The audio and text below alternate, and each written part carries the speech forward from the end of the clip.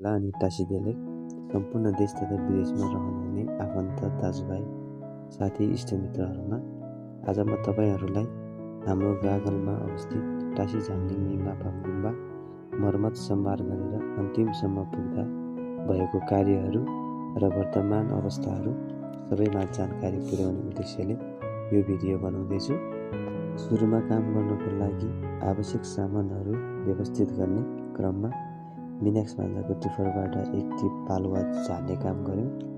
त्यसपछि अर्को दिन टुल्केदाईको टिफरबाट ढुङ्गा झार्यौँ र झार्ने क्रममा नै सानो समस्या आइपर्यो। टिफरले रोकेर राखेको स्कुटरमा छोएर थोरै क्षति भयो। त्यसपछि हामी पनौती गएर ठुल्बाकोबाट केही रकम लिएर सिमेन्ट लिएर आयौँ र गुम्बा भूकम्पले चर्केको कारण टेका लगाउन फलामको टेकाहरू पनि लिएर आयौँ।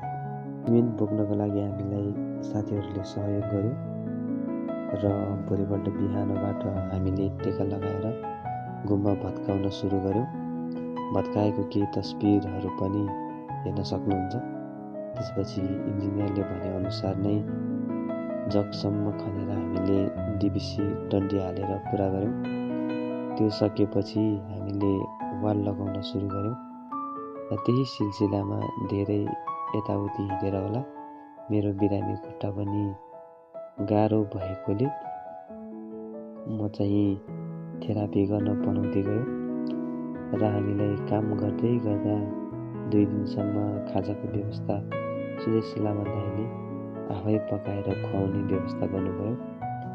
वाल सकेपछि पुनः प्लास्टर गरेर सकायो र सिमेन्ट चाहिँ इस्टिमेट भन्दा बढी खर्च भयो। सायद ढुङ्गाको वाल भएर होला लगभग 60 बोरा जति सिमेन्ट खर्च भयो। प्लास्टर सकिने बित्तिकै हामीले केही देउता सफा गर्न मिलाउने र कसैले बाहिर पेटी सिडी बनाउन लाग्यो।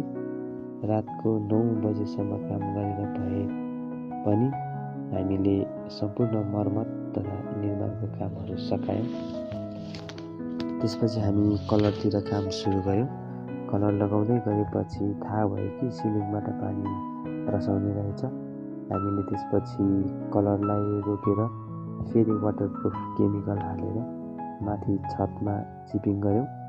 मौसमले असहज बनाए तापनि र पुनः कलर लगाएर लगभग 80% काम सकिँदा गुम्बाको अवस्था यस्तो भएको छ।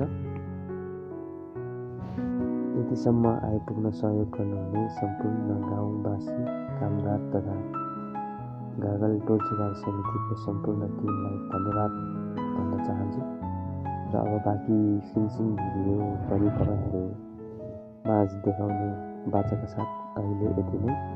टु बी कन्टिन्यू भिडियो हेरेर प्रतिक्रिया दिनुहोला। धन्यवाद।